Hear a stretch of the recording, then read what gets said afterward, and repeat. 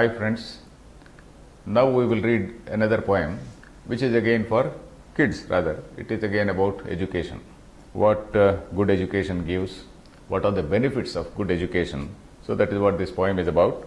I will read the poem, you read along with me, then I will explain the poem, then after explaining I will go to the grammar, then again we will wind up by repeating the poem. So that will be the drill. So let me read the poem. Vidya dadati vinayam vinayadhyati patratam patratvad dhanamapnoti dhanad dharmam tatas sukham. So this is one of the well-known or very oft-quoted poems from Bhartruhari. I think I told about a person called Bhartruhari. Bhartruhari is a tongue twister for people who are not used to speaking Sanskrit words. Bhartruhari. So he was a poet and also first of all he was a king. He was a king, he was a scholar, he was a very great scholar, he was a philosopher, he was a grammarian, he was a poet, all rolled into one. So such a man. So he wrote several books. Among those several books, there is one thing called Niti Shataka, some 100 poems relating to, worldly manners and how a person should be wise in the world, how one has to transact in the world, and what are the benefits of education. So things like that. So this is about learning. This is about learning. So what the poet says here is, he is saying talking about the benefits of a good education. What is it? The first benefit is humility. The hallmark of good education is whether a person is humble or not. If a person is very arrogant, that means he has not been groomed well. He knows something, but then he is very arrogant. But then that means he is not groomed well. So first thing he talks about is humility.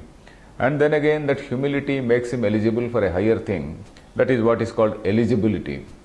Then because of that eligibility, he gets recognition and he attains wealth over a period of time. And this wealth which is got through some right proper means, that also gives him a lot of happiness. So these are the four things which he is talking about. He is talking about humility leading to eligibility, eligibility leading to wealth, wealth leading to happiness. So ultimately what does a human being want? A human being wants happiness. And if he wants happiness, the base is good education. That good education is going to give the vidya dadati vinayam, he says. So teacher has to remember this. A good education has to inculcate the habit of humility. So this aspect called humility is a personality trait. So that thing has to be emphasized upon by the teachers. So if it is not emphasized upon, suppose we encourage children, no doubt, but then while encouraging, we should also ensure that there is some degree of humility. If you pamper them too much, then each child thinking that he is going to be another Bill Gates or Einstein or more than that, then there will not be a healthy growth in that child.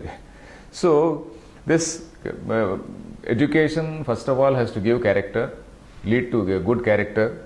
And good character implies several qualities such as humility and not only humility but truthfulness. And also it does not mean that a person, if you say that a person is humble, it does not mean he is weak charactered man. A person may be humble, but when it comes to a matter of standing to his principles, he is standing like a rock on his principles. That is what is called the courage of conviction. Suppose you are very, very, very thorough about a thing, then you are humble, no doubt. But you are not a footmat, you are not a doormat. So you are having that courage of conviction. So that humility is there on one side. Also humility does not mean weakness, humility associated with that courage.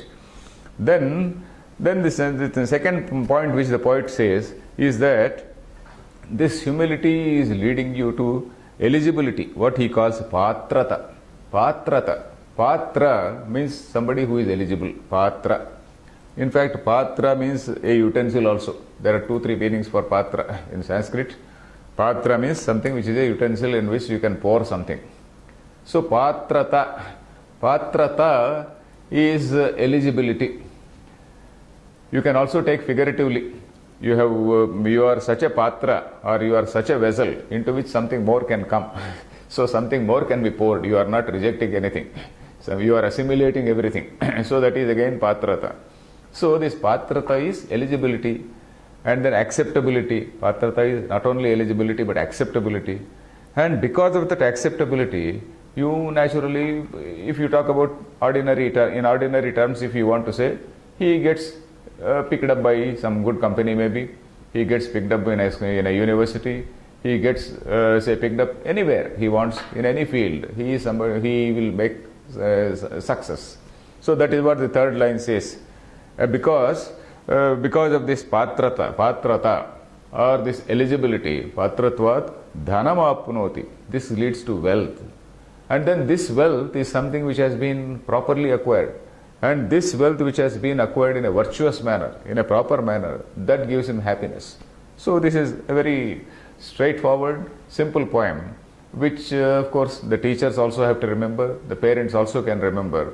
That is basically the idea is that a good education has to inculcate humility.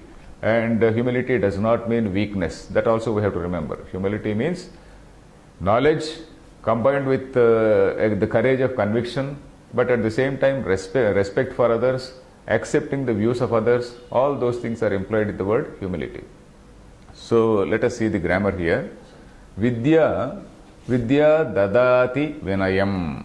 Vinayam is in Dvitiya Vibhakti, accusative case. Vidya kim dadati? Vidya dadati vinayam. Vidya gives, knowledge gives vinayam or humility. Then vinayat patratam yati. This patratam is again in Dvitiya Vibhakti, that is accusative case. Patrata is the word. Patratam yati means he attains patrata. He attains eligibility. He attains acceptability. So that is what patratam yati. Who? The student. Whoever is the student. Patratam yati. Then patratvat, because of that patratvam. Patratvam means the state of being, having that patrata. The state of having that eligibility and acceptability is called patratvam. So patrata becomes patratvam. So patratvat means because of that patratvam, because of that eligibility, dhanam apnoti. He again attains wealth. Dhanam means not merely money but wealth. Then dhanat dharmam. This is another important point. Dhanat dharmam. You see, by mere money, you are not going to get, say, happiness. When this money is used in a dharmic manner, dharma is what?